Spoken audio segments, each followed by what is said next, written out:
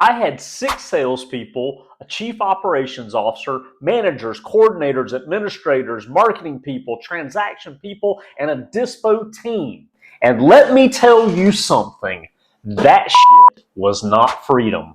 Everybody in this industry is telling you to scale your wholesale business. Hire more people, build a bigger team, get yourself out of the day-to-day, become the CEO, be an owner, not an operator.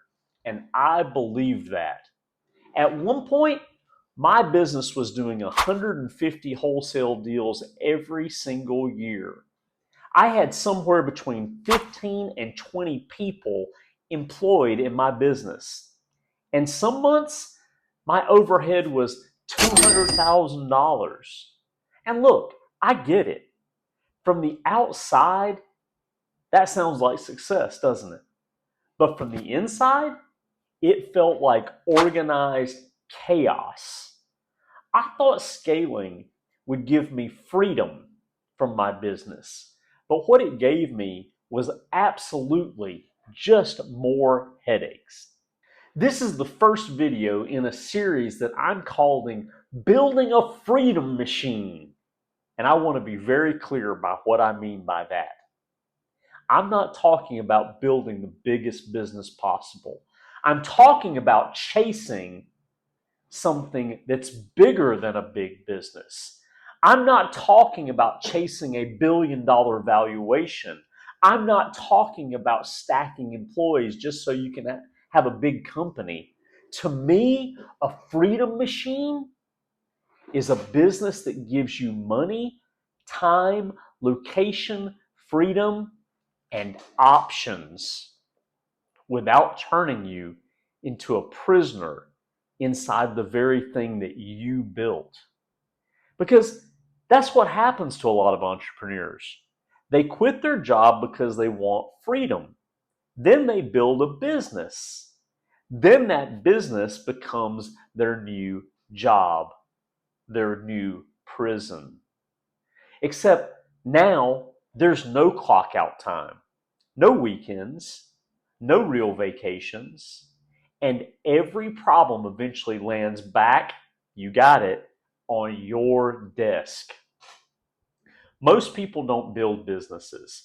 They build prisons just with a better branding campaign. When I was building my wholesaling business, I went to all those masterminds. I listened to the so-called gurus. I read the books. And the message was always the same. Scale, hire, delegate, build systems, get yourself a chief operating officer, get more acquisitions people, train them, get more dispo people, train them, open more markets, do more deals. And the promise was basically this: once the team is big enough, you will finally be free. You'll be on an island somewhere with your beautiful wife, your 3 Lamborghinis parked on the beach, a laptop open for 20 minutes a day as you drink Mai Tais. The business just runs itself. And I'm telling you from experience, that sounds amazing in a seminar. And it sells a lot of courses, a lot of marketing campaigns, a lot of books. But it feels very different when the payroll hits twice a month for 100 grand. A big business doesn't automatically give you freedom. Sometimes it just gives you a bigger monster to feed. At the biggest point, the business looked, well, pretty impressive. I had a chief operations officer. My title said CEO. I had an acquisitions manager, a dispositions manager, a transactions manager, coordinators underneath all of those people, admin, marketing, lead management, 6 acquisitions agents running full speed all day long. We didn't even do cold calling at that time. We didn't need to. We were spending almost $100,000 a month in advertising. These were people working leads that came into our business hot and ready to go. In total, there were probably about 15 to 20 people involved in my business. Now, here's the crazy part. I remember being younger and thinking, man, if one day I could just make $100,000 a year, I'd be so rich. Then, years later, I've had so many months where I was paying out $100,000 or $200,000 just in payroll. Think about that. I used to dream of making $100,000 a year. Then I built a business where I could spend that in a month just keeping the machine alive. At some point, the business stopped feeding my life, and my life started feeding the business. And here is where I was wrong. I thought the bigger team would give me, the owner, peace. I thought I'd stop doing the things that I didn't want to do. I thought I'd finally be free from the constant pressure. And yeah, technically, I stopped doing seller appointments most of the time, and I wasn't the one usually talking to the sellers. I wasn't usually the one talking to the buyers, but it didn't remove the stress at all. It just changed the form it came in. Instead of worrying about one appointment, now I'm worried about the entire acquisitions team, the entire dispositions team, and the entire transactions team. Instead of one conversation going wrong, now I've got 6 people having conversations all day that can go wrong. Early on in my starting this business, I was taught that I should never say something to a seller that I wouldn't feel comfortable giving as advice to my own 80-year-old grandmother. And every day I had 6 of these people that I barely knew that were out there talking to people on behalf of me, and I had no idea what they were saying. So instead of one deal being messy, now there are dozens of moving pieces all over the operation. You see, scaling didn't remove work. It just changed the work into stuff that I liked even less. And this is the part that people just don't talk about enough. When you own the business, the buck stops with you. Even when you have managers, even when you have a COO, even when you have people underneath people, if something goes sideways, it comes back to you. It came to Jason Statham. That's who would get hit in the face with the 2x4. It came to my name. It hit my bank account. It hit my company. It hit my reputation, my stress level. And honestly, there were people in my organization that I barely even knew. I talked to them during the hiring process, maybe interacted a little bit with them, but I didn't really know them. And some of those people became dangerous to me. Not because they were inherently evil or bad people, but because when you have that many moving parts, one person can make one decision that creates a huge problem. The bigger your business gets, the more places it can break. And in my case, one employee used a feature inside our phone system that I didn't even know existed. One feature, one button, one process I didn't approve, didn't understand, and didn't even really know was happening. And that one thing turned into a federal lawsuit where they were asking for over $1 million. That situation ended up costing me almost a year of my life. My lawyers alone were billing me $20,000 a month. And all in, it cost me just under about $200,000 just to get through it. Now, I'm not going to tell you that entire story in this video because honestly, it deserves its own episode. That's going to be in the next video. But I'm bringing it up here because that was one of the moments where I realized this is not freedom, brother. This is a cage. This is a prison with gold bars. It just has more revenue than anything else, but it's still a lockdown. One employee, almost $1 million loss. That's not freedom, that's exposure. And this is especially true in wholesaling. Wholesaling real estate is not like selling a t-shirt. It's not like selling software or producing and selling widgets of some form. You're dealing with real people in real situations that can change their mind and move and flex at any moment. Somebody's behind on their payments. Somebody inherited a house. Somebody has a bad tenant. Somebody has code violations. Somebody's going through a divorce. Somebody's parent just died. Somebody's embarrassed because of some situation. Others are scared. Somebody doesn't trust you. And in that conversation, skill matters. Tone matters. Timing matters. Empathy, actually caring deeply about that person, matters. Rapport matters. One wrong sentence and you kill the whole thing. One rough salesperson can destroy 6 months of consistent follow up. We had a seller one time with a ton of equity and real motivation to do the deal with us. Multiple people on my team had called her over several months, and they almost completely ruined the relationship. They went completely against the training. They were rough.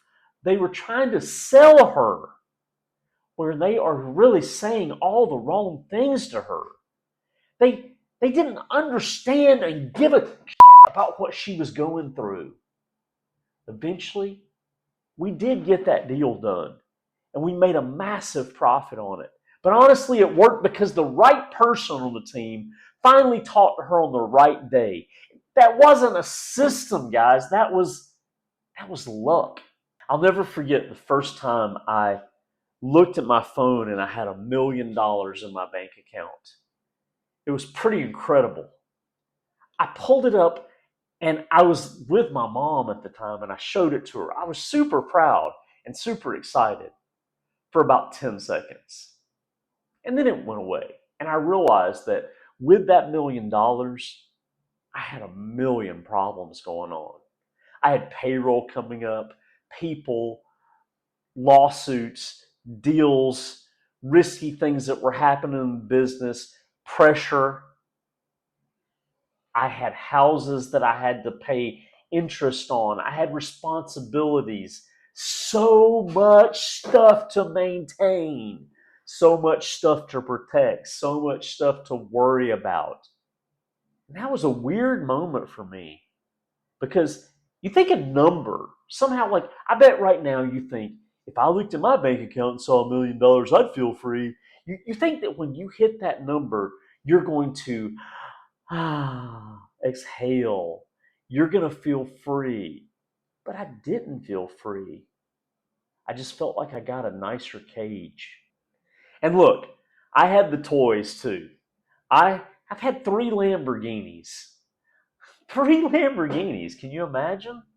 I had my own helicopter, not a rental. I had my own helicopter. I've had mansions. I've had penthouses on the ocean. I've had penthouses in the city.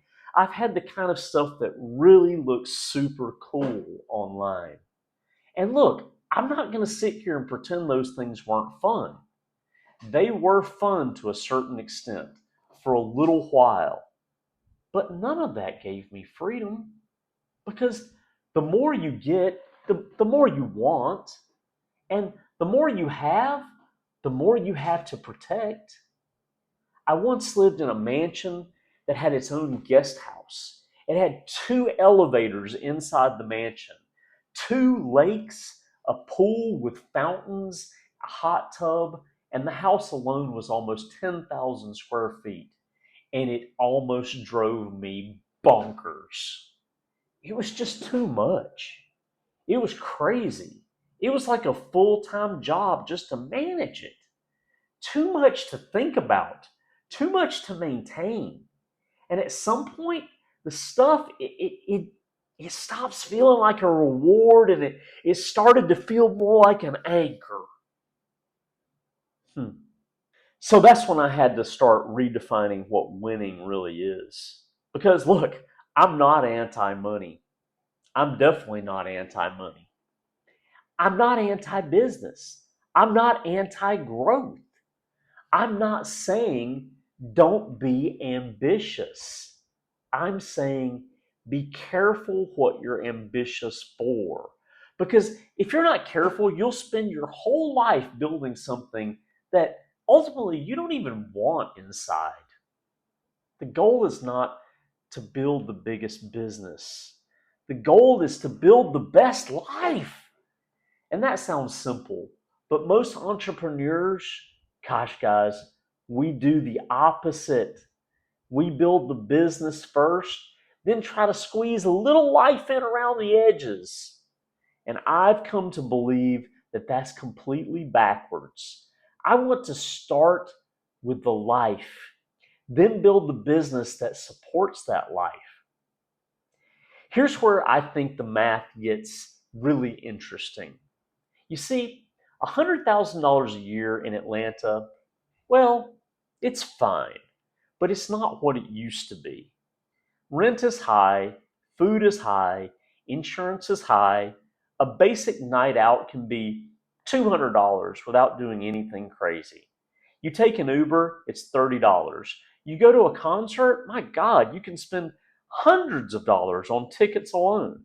$100,000 gets eaten up quickly in a year. But $100,000 in a place like Bangkok, Thailand, that's a completely different conversation. I live in a huge 3 bedroom, 2 bath penthouse condo in the middle of the coolest area of Bangkok. I have a 2,000 square foot massive balcony with my own gazebo and ice bath. I have a great area around me that's super walkable and safe and beautiful. I'm paying like $1,500 a month. I can go and eat a fantastic meal almost 24 hours a day for $3. My health insurance is like $120 a month. The trains are cheap, fast, safe, very usable. But I literally walk to most things. I can travel around Southeast Asia for almost what it would cost for me to drive across Atlanta in an Uber. It's amazing. About 3 months ago, we went to Da Nang, Vietnam. For two people for 4 days, staying in a 4-star hotel, food, flights, cars, activity, everything for two people, it's like $600. I would spend that in one day on a vacation in America. That's the freedom math. It's not how much money you make. It's how far that money goes and what it does for you. How far does it go to setting you free? In wholesaling, my average deal is around $18,000 to $20,000. So think about it for a second. If you do 5 deals in a year, that's close to 100 grand. And look, I've done a lot of deals that are much bigger than 20 grand. In fact, my biggest wholesale fee was $122,000 for one house. So when you look at it that way, the question changes. It's not, how do I build the biggest wholesaling company possible? It's, how do I build the leanest business that gives me the most life? If I was rebuilding this from scratch today, I wouldn't build a huge acquisitions team ever again. I wouldn't build a giant dispo team ever again. I wouldn't build some complicated monster with a massive, massive org chart. I'd keep it lean.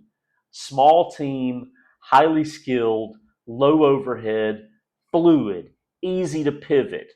I'd get really good at acquisitions.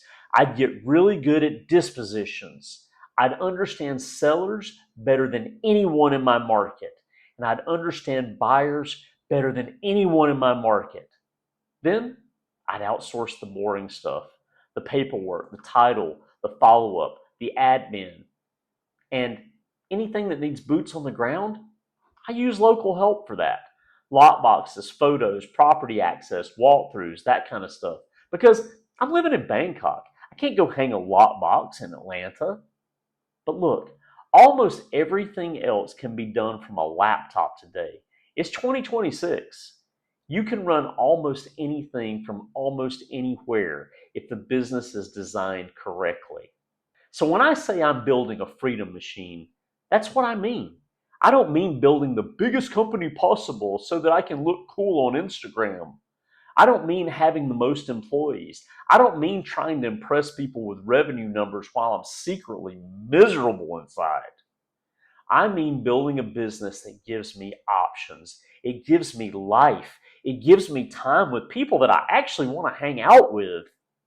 It gives me enough money, time, control, location freedom, and life because we only pass this way one time, you guys. And I know this might sound strange coming from somebody who's had the cars, the helicopter, the houses, the big team, the big payroll, and the millions of dollars in the bank. But I'm telling you the truth.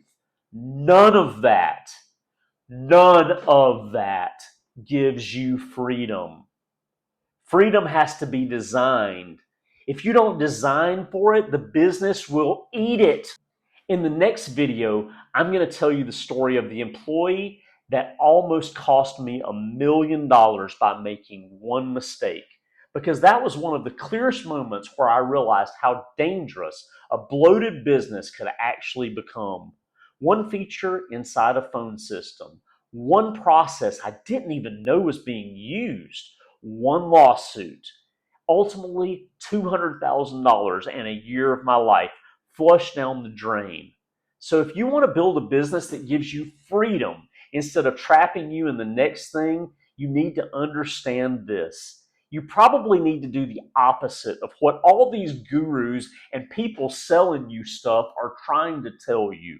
Because a lot of the people teaching you freedom, well, let me tell you something, they're trapped too. Check out that next video. It should be right up here.